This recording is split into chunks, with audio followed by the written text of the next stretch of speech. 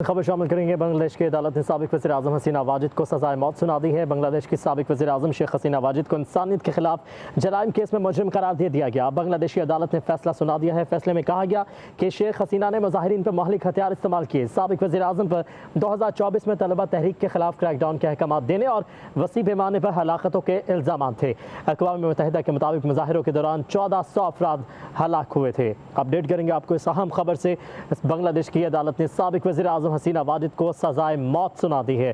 5 अगस्त 2024 को अपने ओहदे से इस्तीफा देकर वो भारत रवाना हुई और उसके बाद से उनके खिलाफ ये केस जो था वो जारी था। और अभी ये बड़ी खबर सामने आई है, साबिक वज़ीर आज़म हसीना वाजिद को सजाए मौत सुना दी गई है। बांग्लादेश की अदालत ने ये बड़ा फैसला अब से कुछ देर पहले सुनाया है। बांग्लादेश की साबिक वज़ीर आज़म हसीना वाजिद को इंसानियत के खिलाफ जराइम केस में मुजरिम करार दे दिया गया।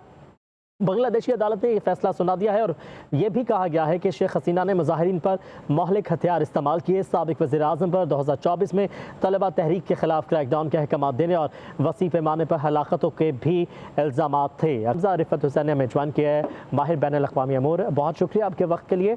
ये बड़ा फैसला है बांग्लादेश की तारीख का और जो सागा चला था जुलाई के वक्त में बांग्लादेश में, अब वो अख्ताम पजीर हो चुका है। आप कैसे देखते हैं इस फैसले को?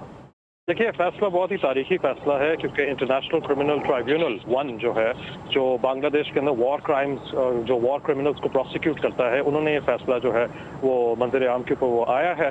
अब इस फैसले के अंदर बहुत सारे डॉक्यूमेंट्स, तकरीबन 40,000 वर्ड्स के जो पूरी एविडेंस है, साथ वीडियो फुटेज है, साथ साथ तस्वीरें हैं और जो टेस्टिमनीज हैं, उसको मिला के शेख हसीना वाजिद के खिलाफ ये जो है ये डेथ पेनल्टी इशू कर दी गई है। हमें याद रहना चाहिए कि शेख हसीना वाजिद ने ओवर 1400 कैजुअल्टीज जो है वो she has blood on her hands. उनको जो है एक एक्सट्राडिशन ट्रीटी भी जो है एग्जिस्ट करती है भारत और बांग्लादेश के दरमियान, जिसकी वजह से शेख हसीना भारत के ऊपर ये लागू होता है कि शेख हसीना को वापस बांग्लादेश भेज दिया जाए और उनकी फिर प्रोसिक्यूशन हो सके। वो लीगल लकूनाज इंडियन जो इंटरप्रिटेशन के मामले में है वो उस चीज को निकाल सकते हैं, पर ये एक तारीखी दिन जरूर है बांग्लादेश के ऊपर। मैं थोड़ा सा स्केप्टिकल इस वजह से हूँ क्योंकि इस वक्त Sheikh Hasina as a war criminal, जिसके खिलाफ इंटरनेशनल क्रिमिनल कोर्ट ने भी केसेस दायर किए हैं, वो इस वक्त भारत के अंदर रिहाइश पजीर हैं। नरेंद्र मोदी हुकूमत को हम ज्यादा ट्रस्ट नहीं कर सकते क्योंकि उन्होंने एक वॉर क्रिमिनल को पनाह दी हुई है, but in terms of the case और फेस वैल्यू के ऊपर ये काफी तारीखी दिन है